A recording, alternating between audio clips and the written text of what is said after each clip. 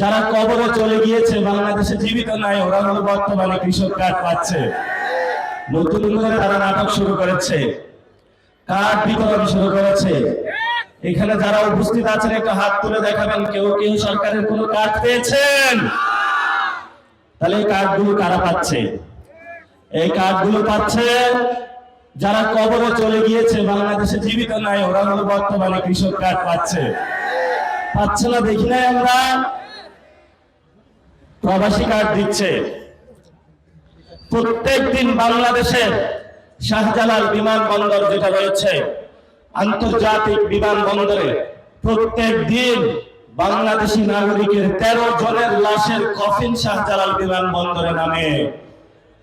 বিদেশের যে এম্বাসি গুলা রয়েছে, বাংলাদেশি মানুষের ট্যাক্সের ডলার গুনে আমরা দেখে এসেছি, প্রবাসী ভাইরা যখন ওই এম্বাসি গুলাতে যায় তাদেরকে দূর দূর করে বিদায় করে দেয়, অথচ আমার পকেটের প্রত্যেক দিন আমরা যে ট্যাক্সের টাকা দিয়ে থাকি, সেই টাকা দিয়ে তারা হলো প্রত্যেক দিন বিদেশে আয়েশ লাক্সারি জীবন যাপন করে।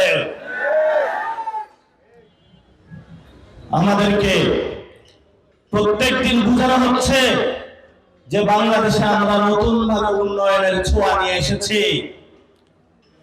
উন্নয়নের যে ট্রেন, সেই ট্রেন খুনি সন্ত্রাসী হাসিনা চালু করে দিয়ে গিয়েছিল। খুনি হাসিনা বানাইছে রাস্তা, 100 টাকার মধ্যে 90 টাকায় চুরি করেছে, আর 10 টাকা দিয়ে রাস্তা বানিয়ে রাস্তার মধ্যে হলো বাস ঢুকিয়ে দিয়েছিল। এখন নতুন করে শেখ হাসিনা রাস্তা বানানোর কপি করে নতুন কর্মসূচি নিয়ে এসেছে, খাল খনন কর্মসূচি।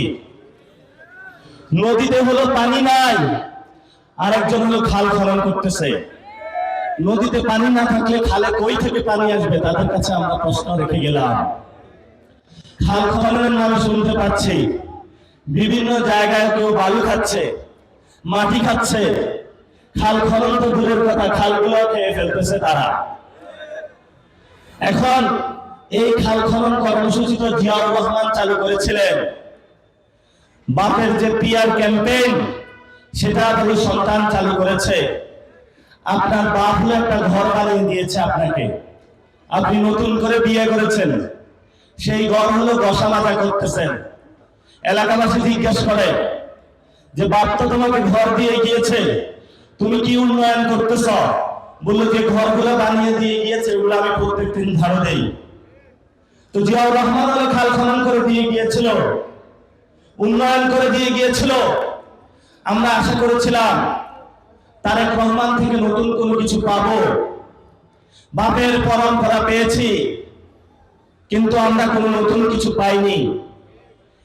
কৃষি কার্ড বিতরণ, প্রবাসী কার্ড বিতরণ, এই কার্ডগুলো কিন্তু বাংলাদেশে অলরেডি আছে।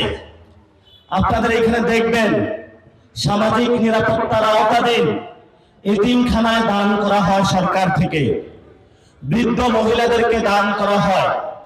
সরকার এই কার্ডগুলোকে একসাথ করেছে, একসাথ করে ওই বৃদ্ধ মহিলা রিজিক চিন্তাই করে, এতিমখানার চিন্তাই করে সন্ত্রাসী চাঁদাবাজ ছাত্রদল যুবদল বিএনপির মুখে ওই কার্ডগুলো তুলে দিয়েছে।